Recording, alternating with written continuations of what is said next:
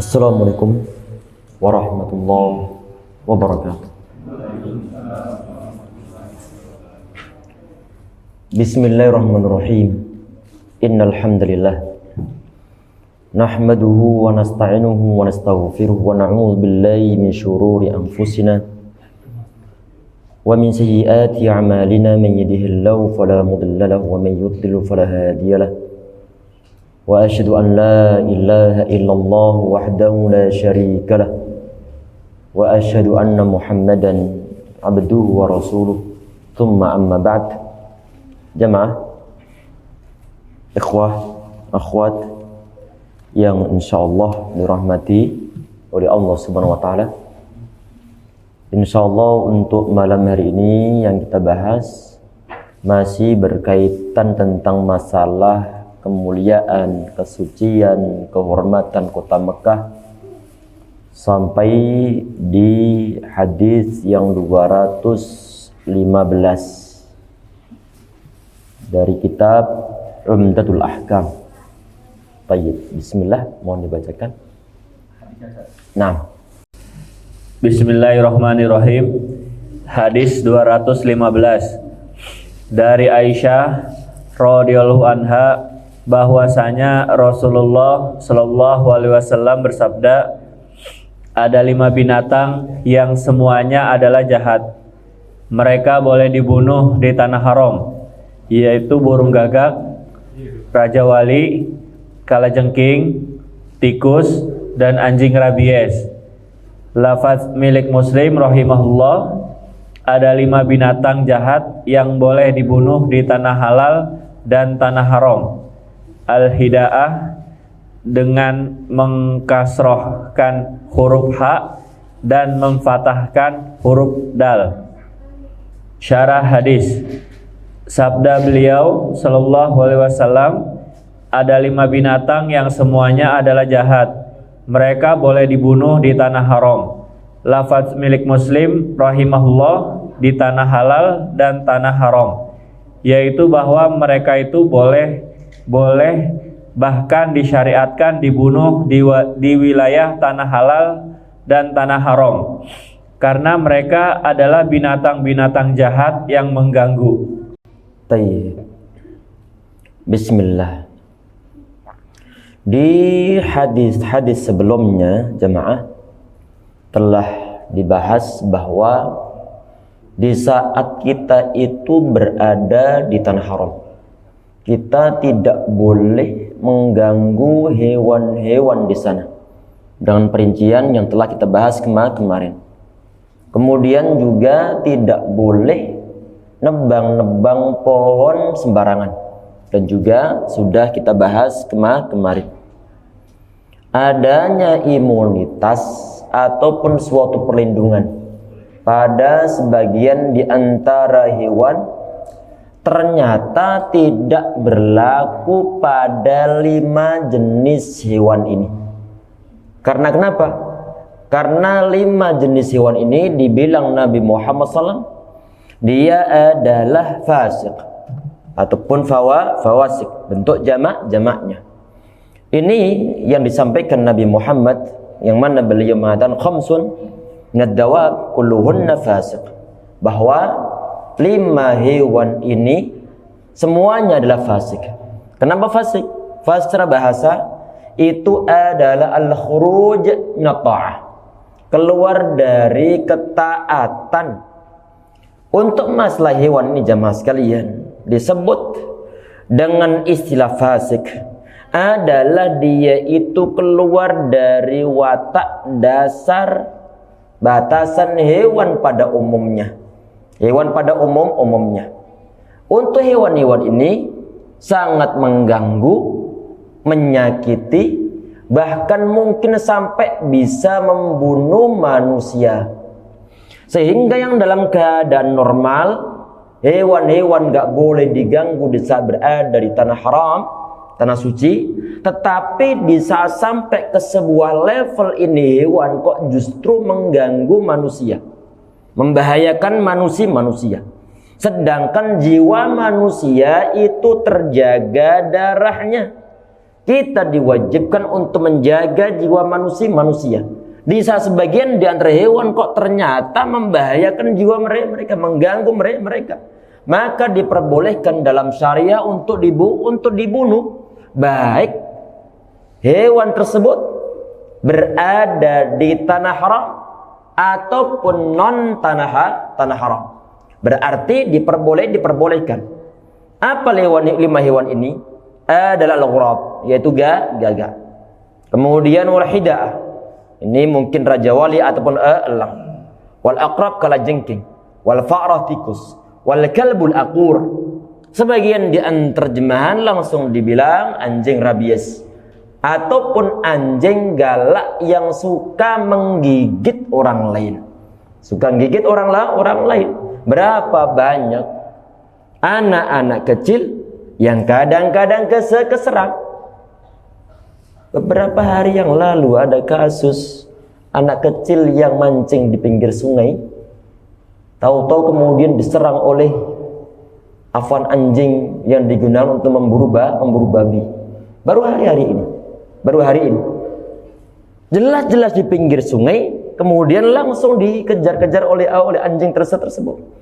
Sampai Masya Allah terburai semuanya, meninggal secara langsung. Yang semacam itu dalam syariat Islam boleh untuk dibunuh, baik di tanah haram ataupun di luar tanah haram. Karena menjaga keselamatan nyawa manusia adalah berada di atas daripada sekedar untuk melindungi hewan-hewan yang semacam itu mengganggu orang lain, makhluk yang lainnya. Tapi berarti diperbolehkan untuk dibunuh. Lanjut. Al-ghurab, burung gagak adalah binatang yang makruh dan gangguannya pun makruh karena selalu merusak buah-buahan. Bentar, ini ma'ruf maksudnya sudah dikenal, bukan suatu hal yang asing lagi tentang ganggunya burung gagak ini. Nah, lanjut. Di mana burung gagak tidak cukup memakan dari buahnya, melainkan dia memotong pohonnya dan merusaknya. Demikian juga apabila burung gagak menemukan seekor binatang ternak yang terluka, seperti seekor unta yang terluka dan lain sebagainya, maka dia akan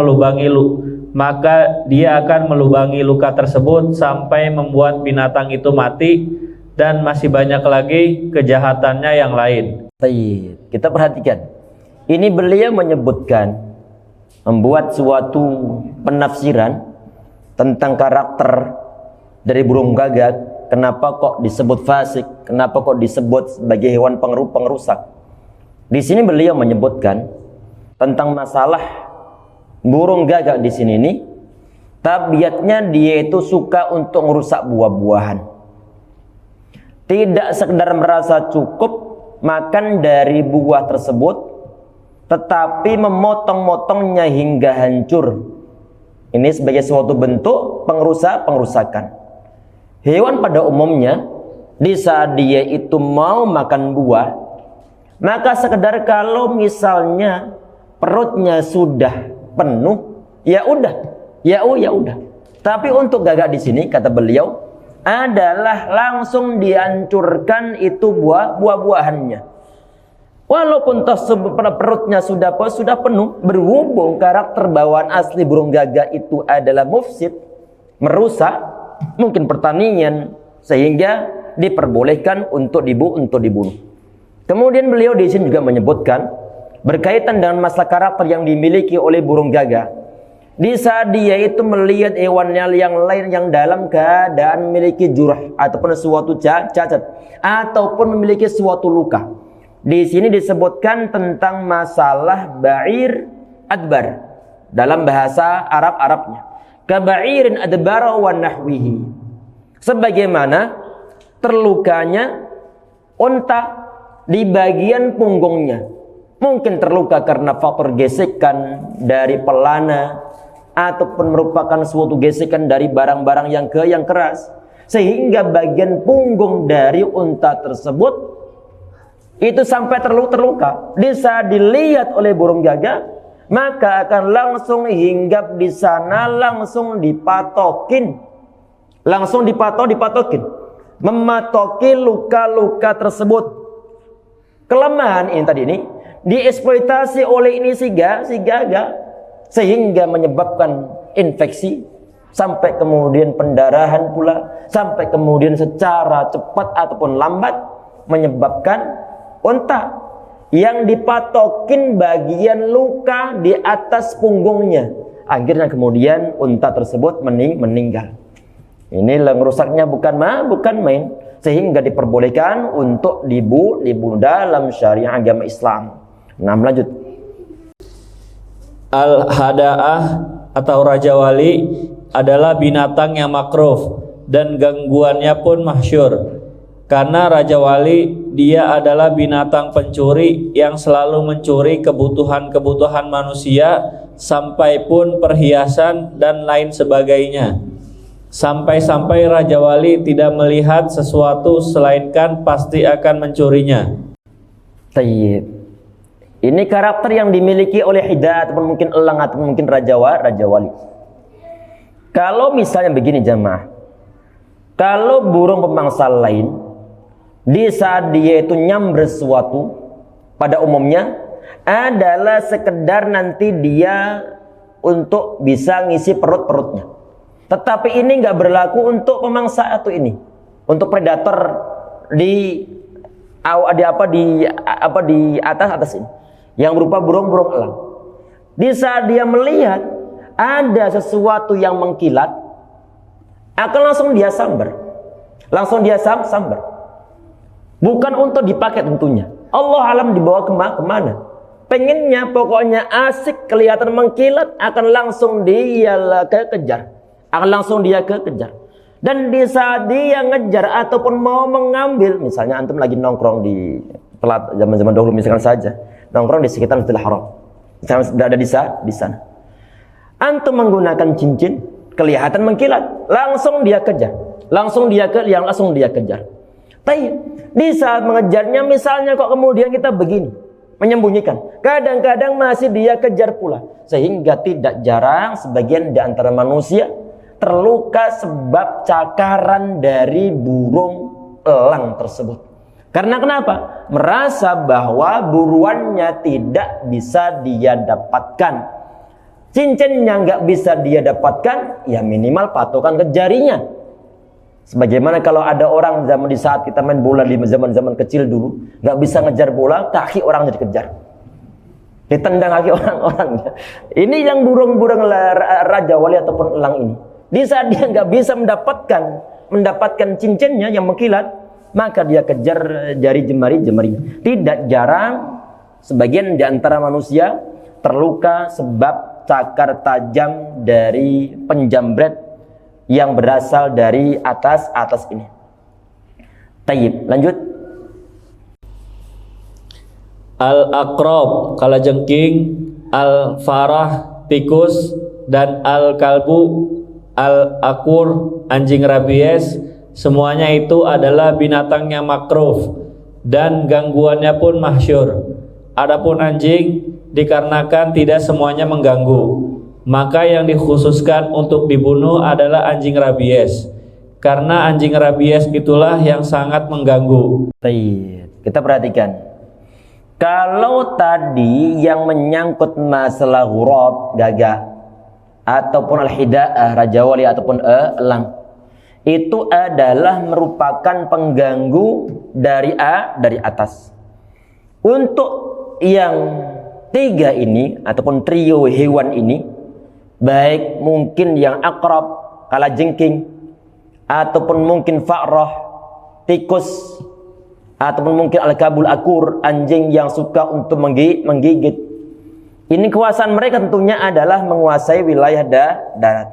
Beda dengan tadi yang pertama, wilayah atas ataupun udara.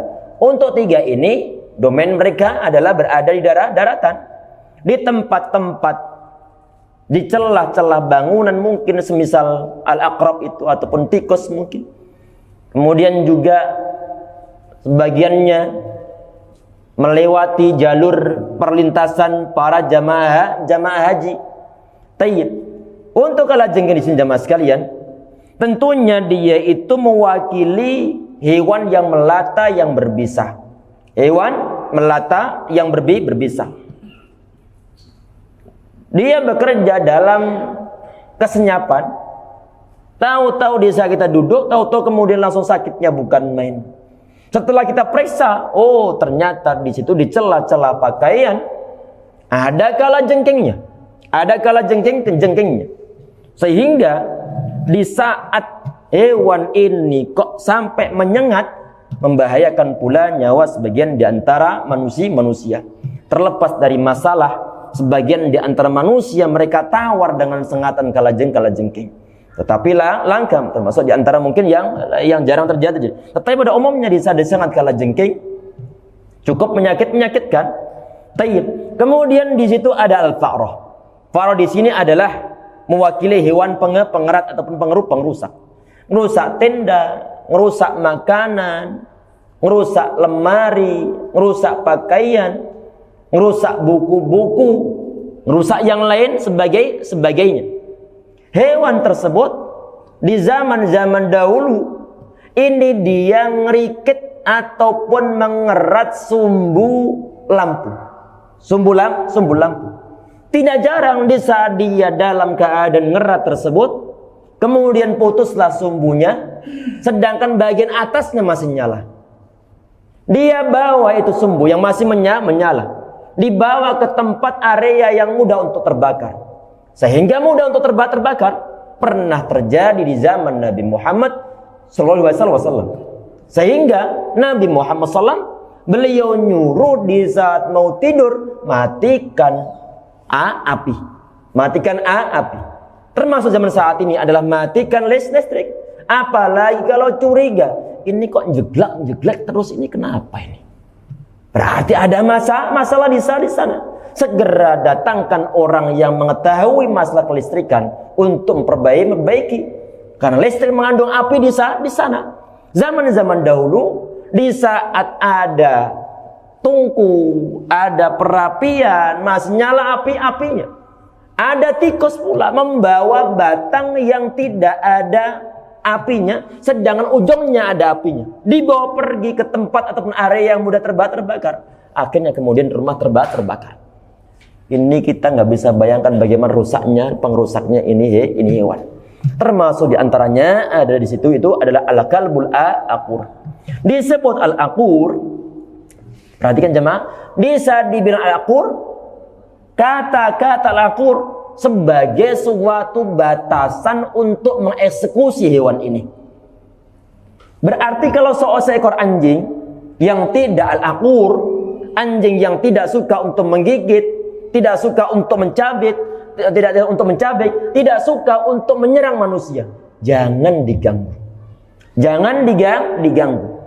Yang boleh untuk dibunuh adalah di saat antum tahu ini anjing sering ngejar anak-anak kecil sampai menggigitnya sampai terluka parah. Kalau di antara warga yang begitu, silakan dimusyawarahkan antar pengurus, biar nanti beri suatu peringatan bahwa ini bapak mau di sini ataukah mau ngandangin ini anjing. Kalau yakin bisa untuk mengamankan, silakan. Tetapi kalau sampai nanti warga kami ada yang terluka, padahal mereka nggak ganggu, tapi ini anjing sering ngejar-ngejar, maka kami nggak bisa untuk menerima bapak untuk tinggal di sini. Karena membahayakan manusia. Ini hak bagi warga negara untuk mengamankan jiwa manusia. Tayyib, lanjut. Beliau Shallallahu Alaihi Wasallam menjelaskan ilat atau alasan pembolehan membunuh binatang-binatang itu, yaitu kejahatan dan keburukan yang mereka timbulkan. Iya. Nabi Muhammad SAW, beliau menjelaskan alasan kenapa syariah yang berkaitan dengan kebolehan untuk mengeksekusi 5 hewan tadi itu muncul dalam syariah. Beliau menyebutkan bahwa hewan ini adalah fawasiq, adalah hewan yang fasik, suka mengganggu orang lain, tabiatnya merusak, membahayakan nyawa manusia. Itu adalah di antara alasan-alasannya disebutkan Nabi Muhammad SAW. Nah, lanjut. Perhatian, seluruh perintah dan larangan pastilah ada hikmahnya, dan itulah ilat alasan dari penetapan hukum. Baik, kita perhatiin di sini jemaah sekalian. Ini merupakan sultambih, peringatan ataupun suatu catatan penting dalam memahami adanya syariah. Adanya syariah. Tentang masalah syariah yang ada. Kenapa kok ada perintah begini-begini? Kenapa kok ada larangan-larangan begini? Kira-kira alasannya apa? Kira-kira alasannya apa? Disebutkan di sini oleh beliau bahwa semua perintah dalam syariah ataupun semua larangan dalam syariah pasti labuddalah min hikmah. Pasti ada hikmah-hikmahnya. Ada alasan-alasannya. Ini yang disebut sebagai illatul hukmi. Suatu alasan yang mendasari kenapa muncul adanya perintah ataupun muncul adanya suatu larangan. Ini yang mau dibahas oleh beliau di dalam poin-poin ini. Tayyib. Lanjut.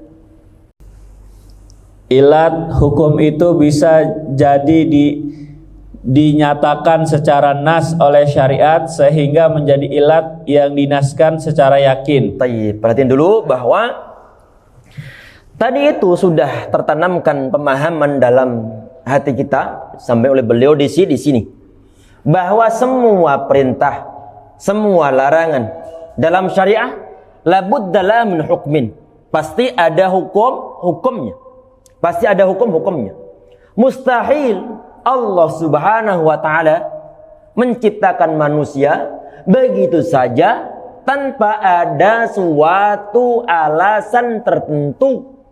Di saat Allah sudah menciptakan manusia, kemudian ngatur manusia melalui terutusnya para Rasul alaihi wassalatu wassalam dengan membawa suatu aturan-aturan yang ada, baik larangan ataupun suatu perintah.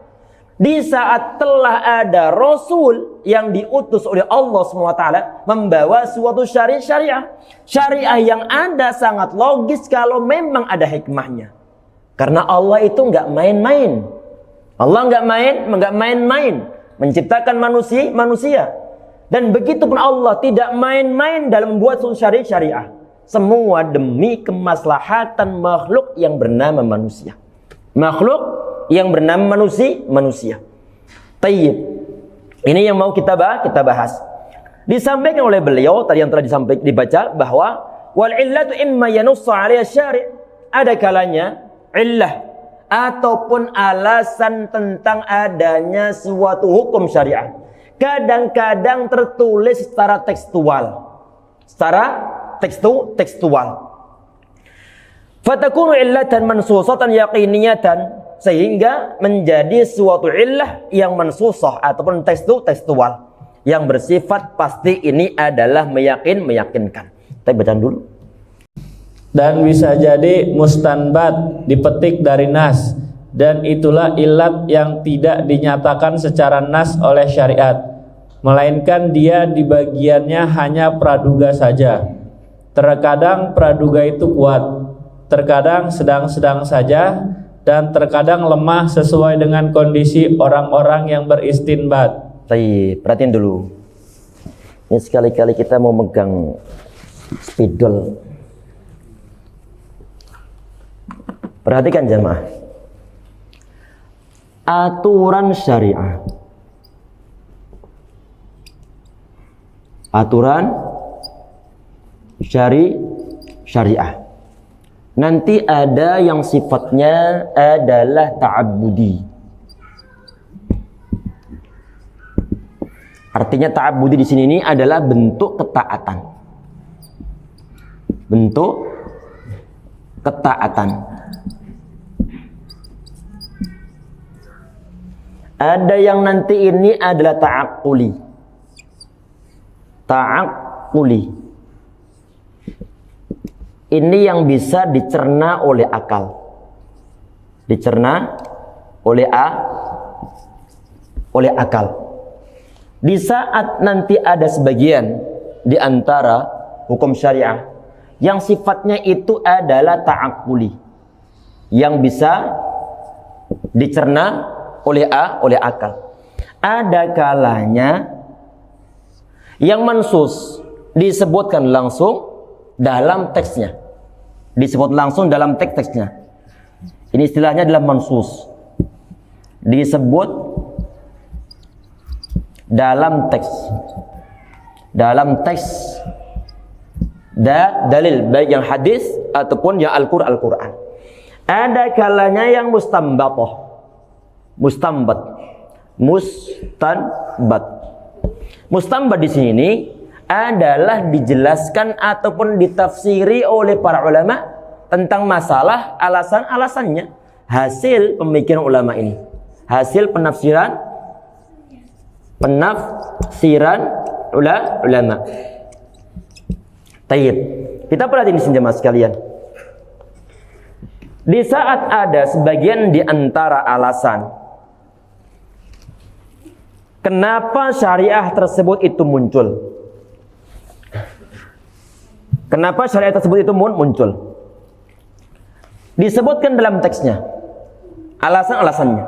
Maka itu sangat meyakinkan kalau dalilnya itu sahih, wajib hukumnya untuk dipercayai.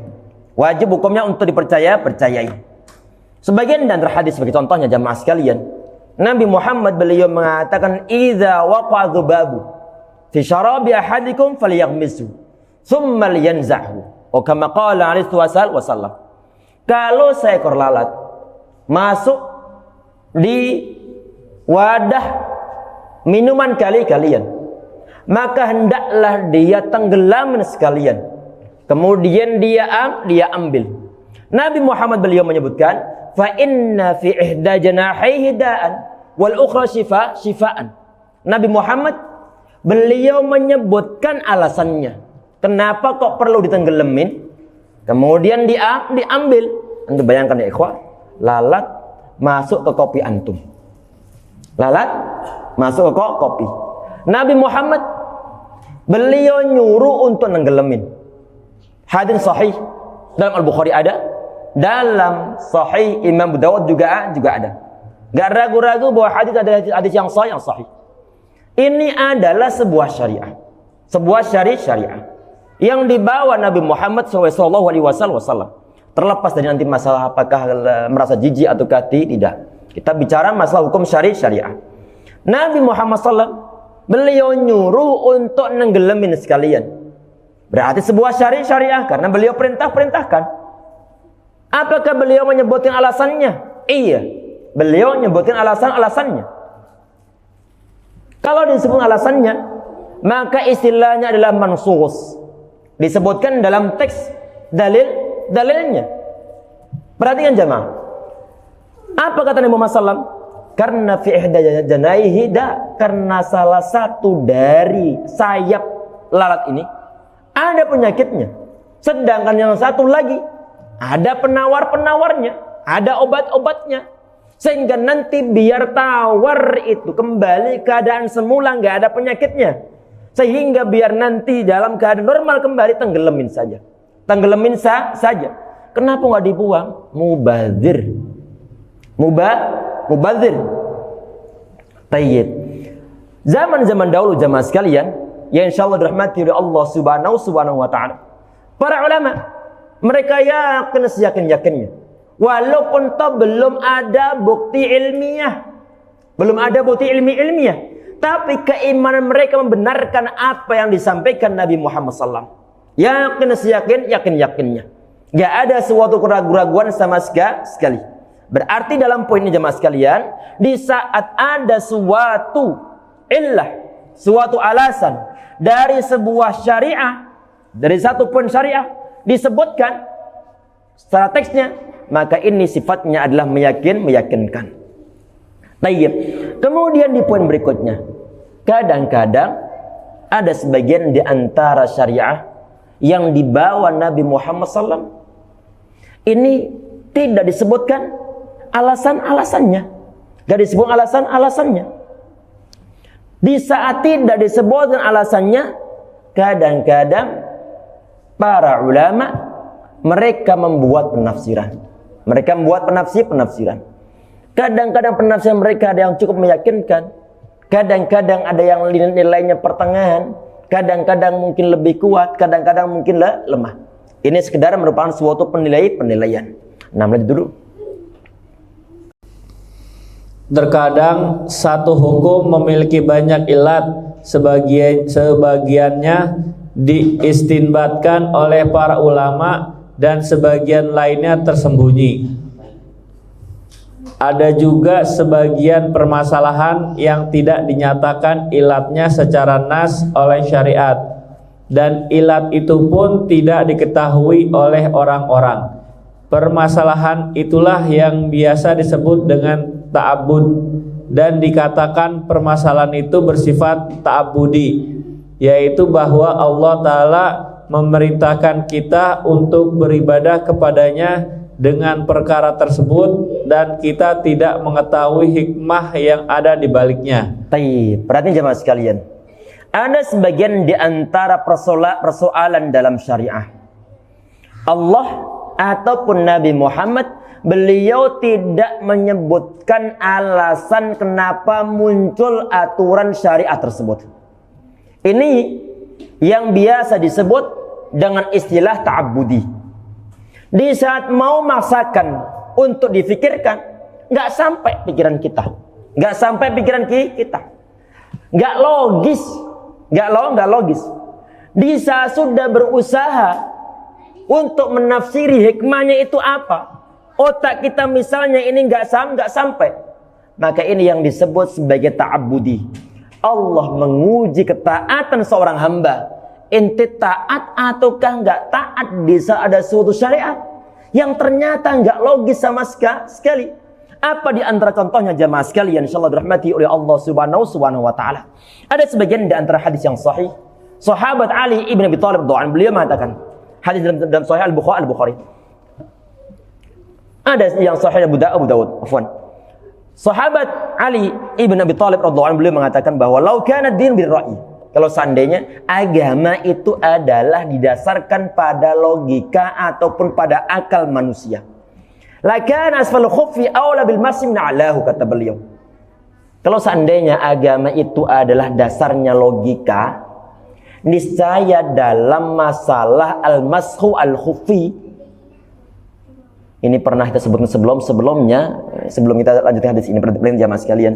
Dalam syariah ada yang disebut sebagai al-khuf, ada yang disebut sebagai al-khuf, alas kaki yang terbuat dari kulit ataupun semisalnya, yang kedap air, yang menutupi sampai bagian mata kaki ataupun di atasnya. Tayyib. Aturan dalam agama Islam adalah di saat kita itu dalam kondisi suci. Ini lintas mazhab ini, termasuk dalam mazhab Imam Syafi'i rahimahullah. Di saat kita itu dalam kondisi suci, kemudian menggunakan khuf ataupun alas kaki tersebut yang terbuat dari kulit ataupun mungkin yang sampai kedap agak sampai tembus air, yang menutupi sampai bagian mata kaki. Di saat kita menggunakannya, kemudian kita pakai dalam kondisi masih suci.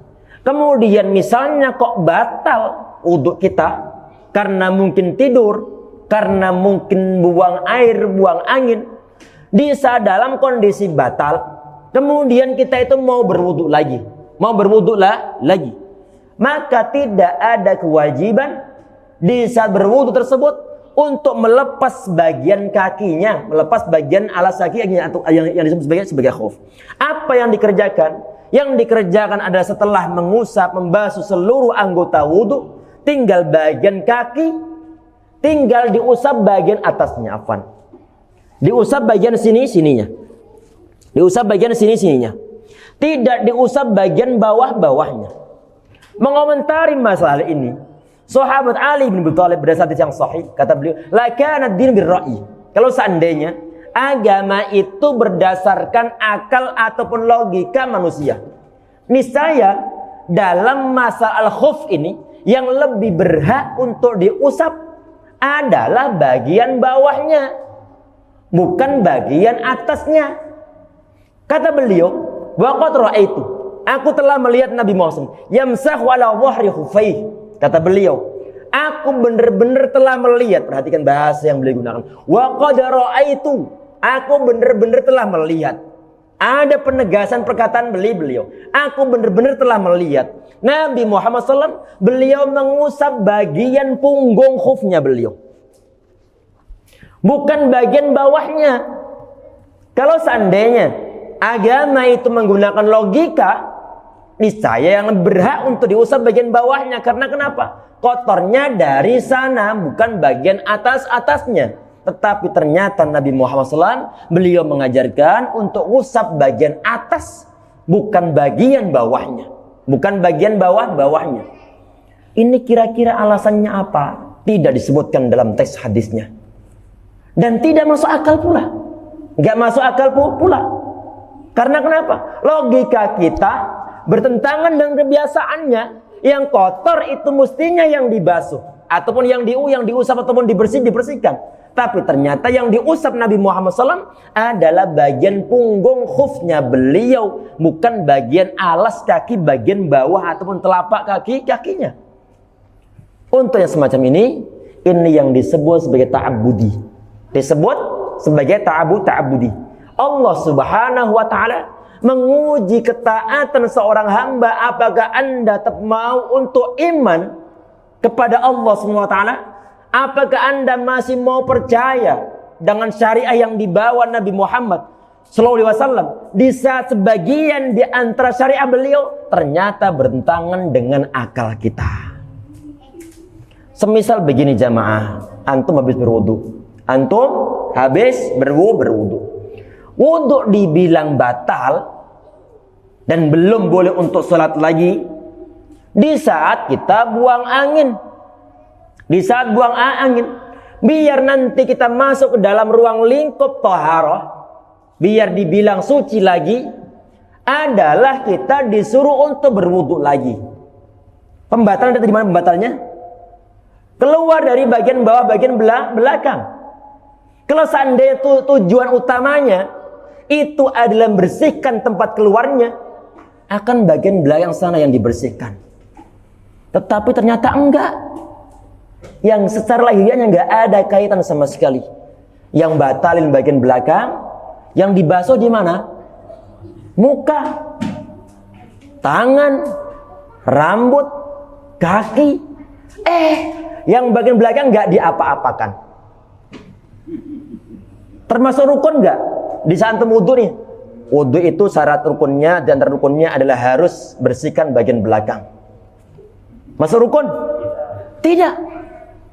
Ini yang nggak masuk logika kita. Jelasnya. Karena kenapa? Syariah ataupun aturan agama Islam tidak didasarkan pada suatu logika, tetapi adalah perintah Allah Subhanahu wa ta'ala.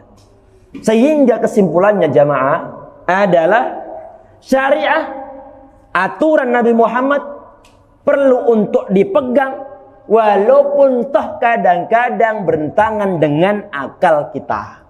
Ini yang disebut ta'abbudi. Sami'na wa ata'na. Ya Allah, kami itu percaya apa yang dibawa oleh nabimu. Kami disuruh untuk berwudu di saat kami habis buang angin.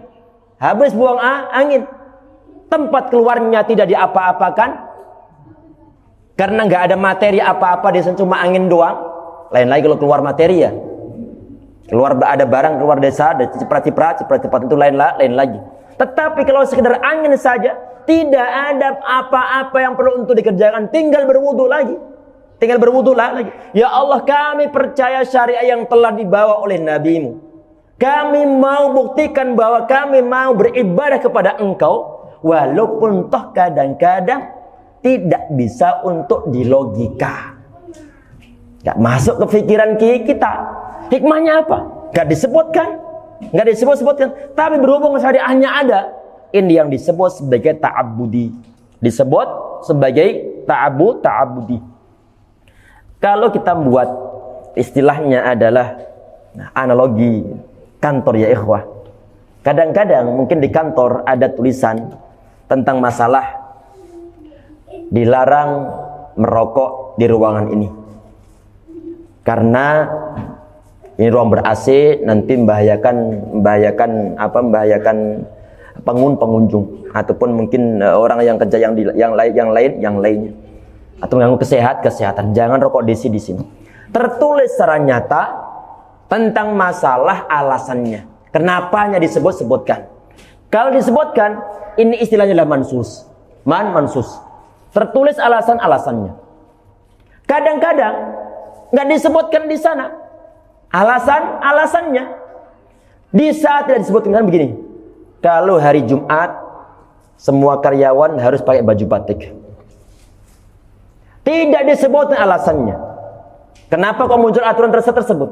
Tapi dibuat aturan bahwa hari Jumat disuruh menggunakan baju batik. Ini yang disebut sehingga kemudian sebagian dari karyawan membuat perkiraan. Ini kira-kira apa ya? Kenapa kok disuruh menggunakan batik motif keris? Kenapa disuruh menggunakan batik motif yang lain? Membuat perkiraan bermacam-macam. Ini yang disebut mustambat. Kadang-kadang tidak disebutkan sama sekali. Hanya karyawan disuruh untuk taat. Dan kadang-kadang nggak logis sama sekali. Maka itu nanti yang disebut sebagai ta'abudi. Disebut ta'abudi. Baik, lanjut.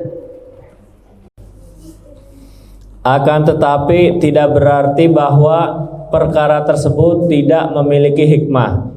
Banyak orang keliru dan salah paham dalam permasalahan ini. Karena seluruh hukum syariat mengandung hikmah, baik diketahui maupun tidak diketahui. Di sini ada sebuah faidah usul. Baik, sebentar. Kita perhatiin di sini jamaah. Di saat sebagian di antara syariah dalam teks dalilnya tidak disebutkan alasannya, dan di saat dipikir-fikir ini bertentangan dengan logika kita ataupun akal kita. Jangan sampai kemudian punya suatu pemikiran bahwa syariah tersebut gak ada hikmahnya. Anak ulang. Di saat ada suatu syariah yang sifatnya ada ta'abudi ini, sifatnya ada ta'abudi, yang kita nggak bisa untuk ngelogika, nggak bisa untuk memfungsikan akal kita untuk mencernanya, maka jangan sampai sedikit pun punya suatu anggapan bahwa ini tidak ada hikmahnya. Kalau nggak ada hikmahnya, nganggep bahwa Allah Subhanahu Wa Taala main-main dalam penciptaan, dalam syariahnya. Sehingga nggak boleh semacam itu. Terus bagaimana? Tanamkan dalam hati bahwa ilmu manusia itu terbatas. Wa ma utitum minal ilmi illa qalila. Ilmu yang diberikan oleh Allah SWT sangatlah terbatas. Kalau sifatnya ilmu pengetahuan manusia sifatnya adalah terbatas, maka sangat logis tidak semua hal diketahui oleh manusia. Apalagi menyangkut masalah perintah Allah Subhanahu wa taala yang kadang-kadang ataupun tidak jarang sifatnya adalah hal yang bersifat ghaib, tidak bisa dicerna oleh akal. Tanamkan saja dalam hati bahwa semua syariah yang dibawa Nabi Muhammad, walaupun toh kadang-kadang poin syariahnya tidak disebutkan alasannya dan kita nggak bisa mikir, tanamkan dalam hati bahwa pasti ada hikmahnya yang belum diketahui manusia. Nanti untuk pengen tahu hikmahnya apa, kenapa kok yang tadi itu yang ngotorin, yang batalkan bagian belakang, kemudian yang diuduin bagian yang lainnya. Tunggu nanti sampai waktunya kapan? Di saat berada di surganya Allah, kemudian diberikan anugerah oleh Allah bisa bertemu Nabi Muhammad, silakan untuk nanya kepada beliau. Beliau. Kira-kira ini apa? Kenapa dulu antum kok begini-begini? Silakan tanyakan. Semoga kita mendapatkan jawabannya nanti. Amin ya rabbal alamin. Kita cukup sekian ya ikhwah untuk pertemuan malam hari ini, semoga bermanfaat. Nanti masih ada beberapa paragraf lagi akan kita bahas di pertemuan berikutnya. Oh ya, pekan depan kajian libur karena jadwal penjemputan anak-anak di pesantren. Sampai ketemu 2 pekan lagi insyaallah. Mohon teman-teman yang biasa hadir nanti disampaikan biar nanti mereka gak kecelai di sini. Semoga bermanfaat yang kita bahas pada pertemuan malam hari ini, dan semoga Allah berkahi usia, berkahi harta benda, berkahi waktu, berkahi keturunan, berkahi keluarga, dan berkahi seluruh hal yang Allah berikan kepada kita semuanya. Amin ya rabbal alamin. Subhanallah, astaghfiruka wa atubu ilaik. Assalamualaikum warahmatullahi wabarakatuh. Waalaikumsalam warahmatullahi wabarakatuh. Hayya 'alal falah,